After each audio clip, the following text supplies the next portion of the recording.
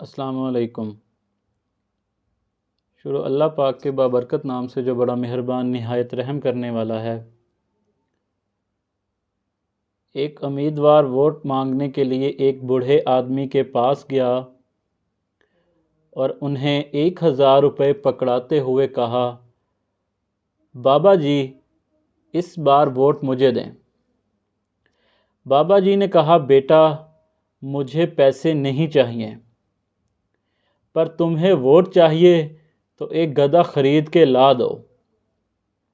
امیدوار کو ووٹ چاہیے تھا، وہ گدھا خریدنے نکلا، مگر کہیں بھی 40,000 سے کم قیمت کوئی گدھا نہیں ملا۔ تو واپس آ کر بابا جی سے بولا، مجھے مناسب قیمت پر کوئی گدھا نہیں ملا۔ گدھا کم سے کم 40,000 کا ہے، اس لیے میں آپ کو گدھا تو نہیں دے سکتا، پر 1000 دے سکتا ہوں۔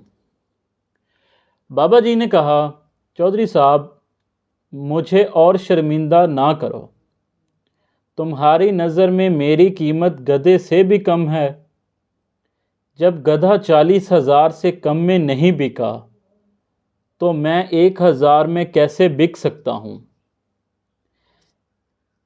اس لیے اس دفعہ الیکشن میں سوچ سمجھ کر ووٹ دیں، اپنی اور اپنے ووٹ کی قدر کروائیں۔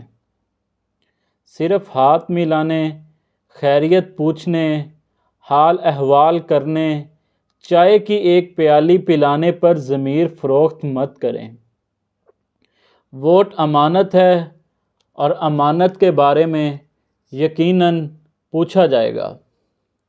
اس لیے کل 17 جولائی کو ضمنی الیکشن ہو رہے ہیں کافی جگہ پر، اس لیے اب سوچ سمجھ کر آپ ووٹ دیں بھی کس کو دینا ہے اور اس میں کون سی کوالٹیز، کون سی اچھائیاں دیکھ کر دینا ہے۔